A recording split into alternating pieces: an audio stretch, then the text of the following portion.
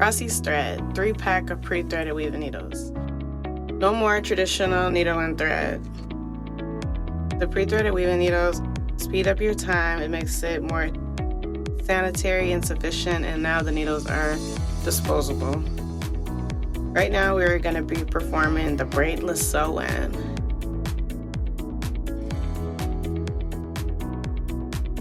You will not have to use the braids in this method.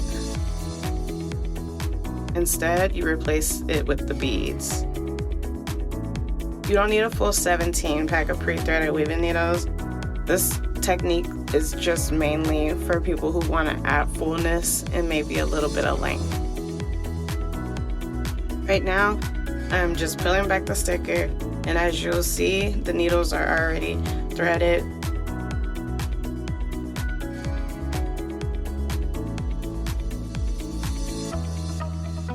I start by taking one needle and I attach it to the end of the first bead.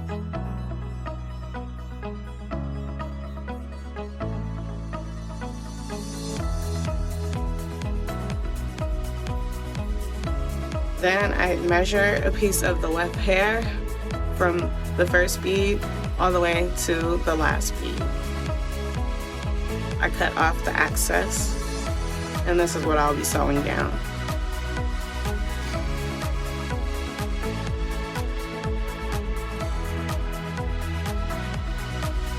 Since it's just at the nape, it may be about 2 to 3 inches long. You don't want to get the perimeter of the hairline inside. As you see, I leave that separate so that if the wind blows, you can't see any tracks. I double each weft for a fuller appearance. As you can see, I make a circular motion twice, and it'll make a knot to help hold the spot of where you're sewing. After you get the first knot sewn onto the track, then you move to the second bead.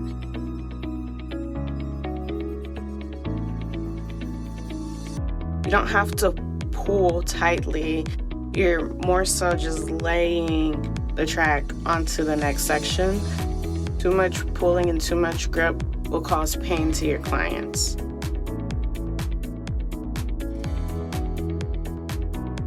This technique is called the braidless sew-in because it does not involve any braiding.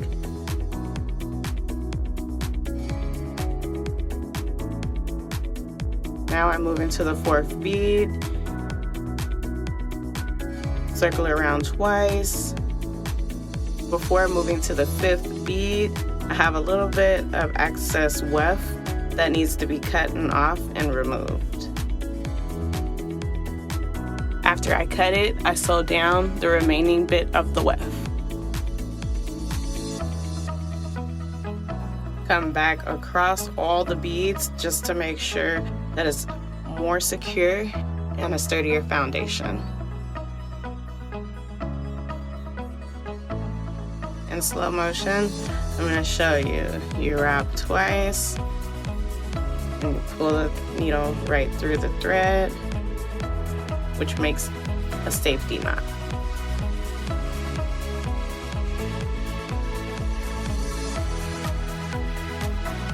Now our first bead becomes our last bead. Make sure you stitch the very corner of that weft to the hair on the opposite side of the bead.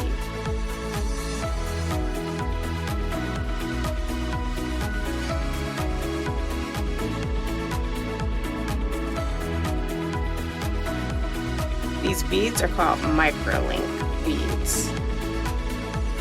We'll have a full kit for this also, including the pliers, 3-pack of needle and threads, beads, scissors, and everything else that you need. Combs, rubber bands.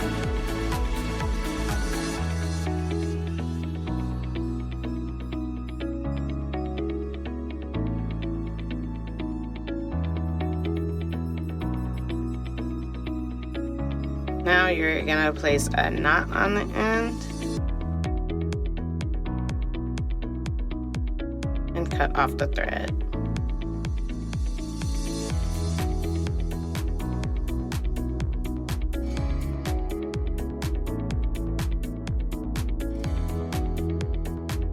Very simple, fast, and efficient for a glamorous look.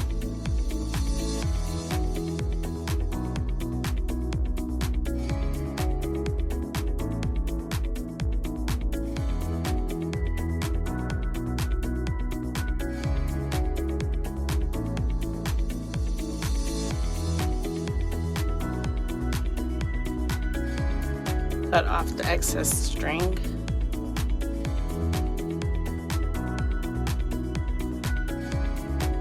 You're done with that one row.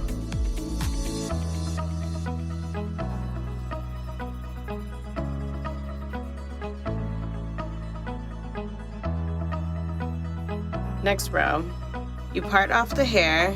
Make sure you leave about an inch of natural hair in between where you laid your wefted bead extension so that it can cover the top.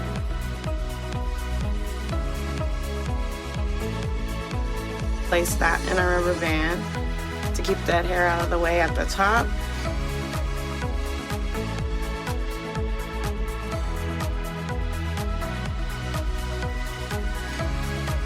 Put the extension hair with the natural hair in a rubber band also.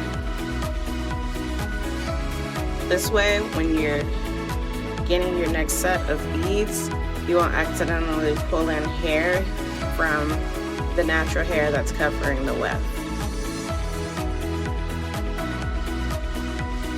Now we're going to part off a section where we're going to make our lines of beads, which again replaces the braids.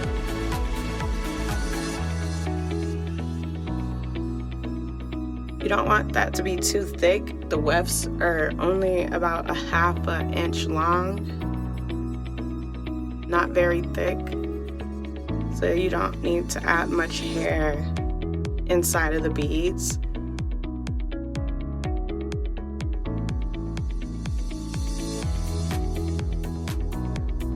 If the hair is more fine, then you do want to add more hair inside of each bead, and then it'll strengthen the foundation that you're going to be sewing to. I really like this method, the braidless sewing. It's for people who like to wash their hair and people who just may want to add a little bit of color and or length.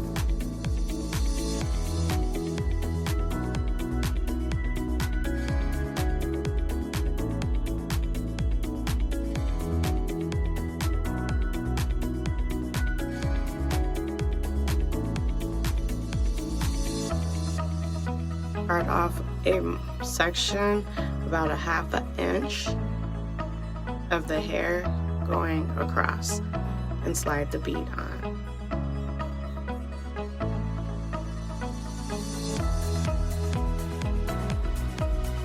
Use your pliers, clamp down each bead toward the scalp.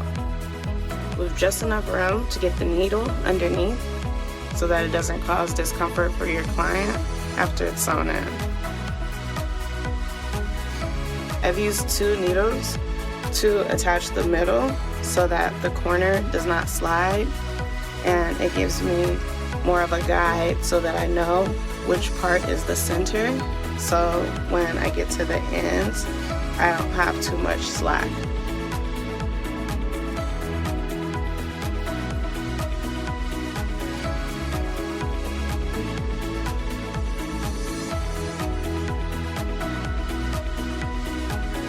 We're on to the 3rd row now. The 3rd row comes all the way from almost the front of the hairline, since we have already finished the back.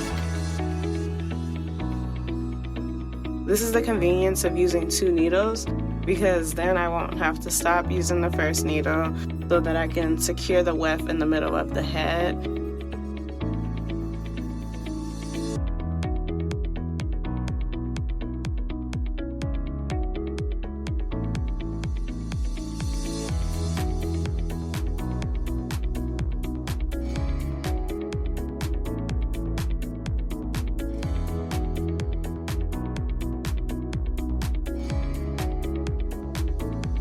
it's easier to attach and it's not slipping.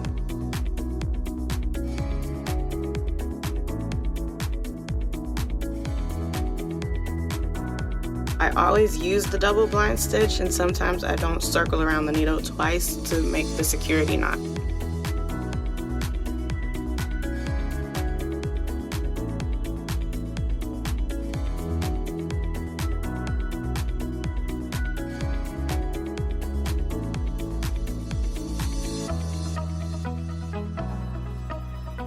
Take that width all the way to the end, sew the corner down, cut off the excess hair that's not needed, and make sure you take that stitching right back across to the first bead. That provides double security.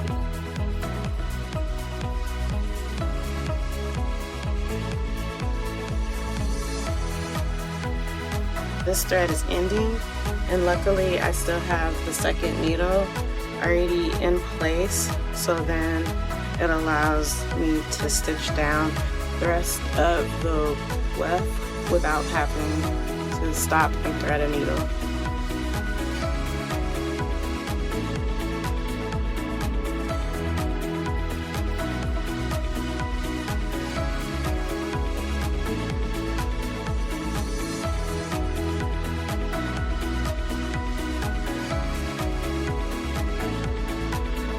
I'm just picking up where I left off in the middle, going across from that point to the very end. You lay the natural hair on top, and now she's gotten more length and a little bit more fullness to her natural hair. Convenience of pre-threaded weaving needles.